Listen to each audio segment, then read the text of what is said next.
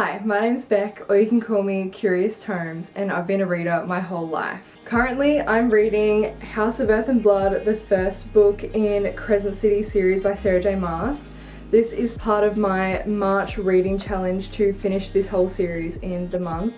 We'll see how we go, it's a pretty big one. I have loved both of Sarah's other series, Throne of Glass specifically, and come along with me to try read this whole series in March. I'm doing this through a Storygraph reading challenge. I'll link it below for you to follow. The other book that I'm currently reading is In a Garden of Burning Gold by Rory Power. I have read Rory Power's other book, Wilder Girls, and really loved that one. She also has a new book coming out in June, I believe. I forget exactly what it's called, but it sounds really, really good, so I wanted to read this in preparation for her new one coming out as well. I'm loving both of these books at the moment. So on to the topic for today. For as long as I've been a reader, I've always tracked the books that I read. Sometimes I would track the authors, the series that I wanted to read, and then the books themselves in like year order. I would track like the amount or the number of books that I would read in a year. But in the last couple of years, I feel like I have found the importance of reviewing. I work in a bookstore, and I have for 5 years, and I review the books that we stock on our shelves. And we've always done that from a bookseller's perspective, but also from a personal perspective as well. Stepping back from the bookstore though, writing reviews solely for my own personal perspective, I've really found the importance of reviewing. I wanted to share all my thoughts on it. Reviewing is obviously important for readers in the way that we write our own reviews and read others' reviews as part of this almost ecosystem to learn what books are worth it and are not worth it. My goal this year is to actually review every single book that I read, which I am a little bit behind. I should really be writing a review after I finish each book, but I've sort of been barreling through them this first half of the year, this first couple months really. I feel that social media has capitalized so much off BookTok and BookTube, which I'm now a part of, I guess. And they've done this in the way that they just keep spewing out all this content in the way that it's like, how can we get people to read as quickly as possible? I don't think this is anybody's fault. I feel that this is just how it's slowly, gradually turned to be. Everybody has this goal of they want to read the most books as possible, and then they see people reading 100+ books or 50+ books or 20+ books, and they want to be there, and how do I get to read like as much books as I can?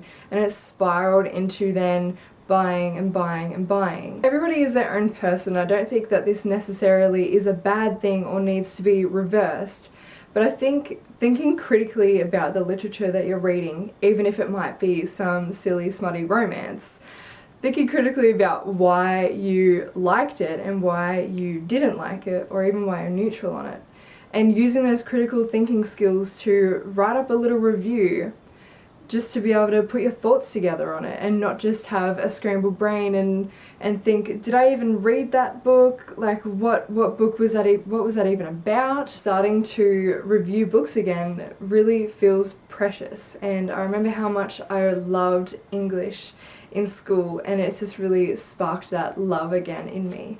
And doing my book club at work as well. I have a book club with my bookstore. I ran one of them.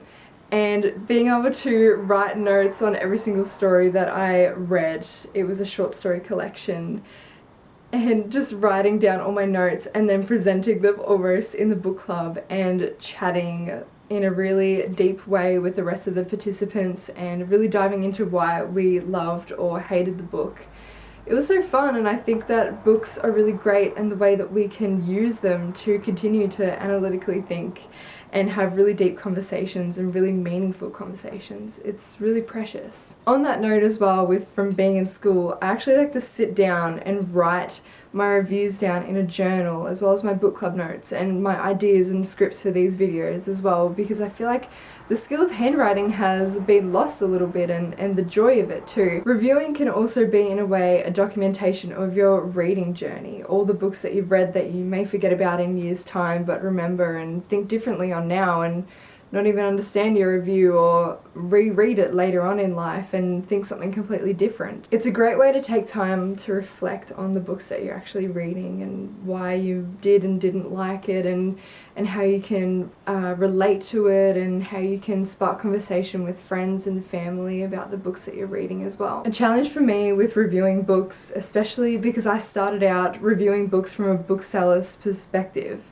was really trying not to write a review in the way that I am trying to sell it, which when reviewing books to sell feels like an inherent need to write reviews in that way. And also with reviews in the bookstore, it would be a very small space, but online or in my journal or just for myself, I can write as much or as little as I want, so it's never capped in any way. Another challenge as well when starting to review books, both for the bookstore and for myself when I did start, was actually being able to figure out what did I really like about this book, and I found that really interesting. I can feel like I know what I like, but being able to actually put it into words, or put it into words in a way that would actually make sense. That might sound really silly, but I do really implore you to try and write a review and just see how you go with it as well, because it is a little bit harder than you might think, especially in the way that if you are going to post it or if somebody's going to see it, just being able to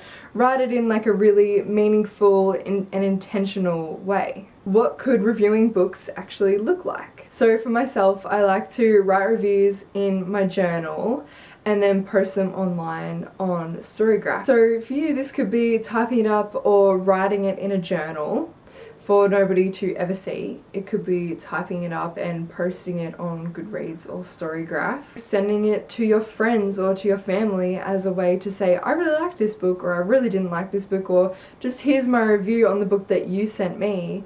Here are my thoughts. This can spark some really great conversations. Book reviewing can look different though. It doesn't have to be writing it down or posting it. It could also be just discussing it verbally with your friends and your family. It could be doing a book club, whether that's formal or informal, or just sparking up conversation with strangers and finding out what books they like.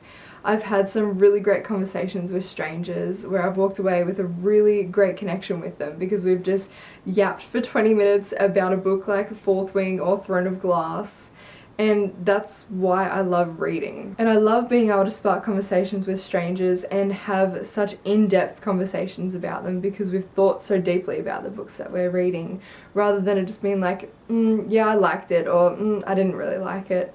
It can be more than that. I really do feel like reviewing books, as insignificant as it may seem, is a really important way to take back some power for ourselves. I feel like social media has just made us all a little bit mindless at times, and like we're just droning on and read just as much as you can, but not actually think about what we're reading or have deep and meaningful conversations.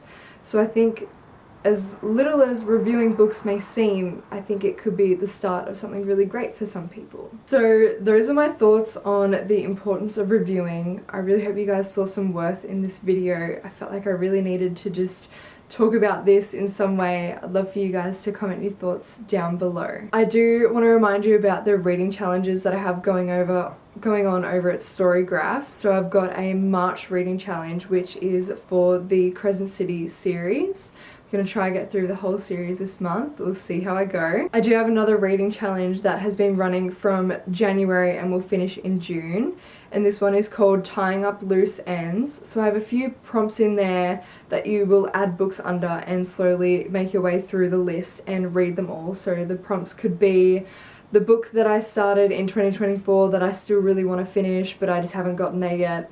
Or it could be a book started before that, or a book started this year that you have put down and haven't picked back up.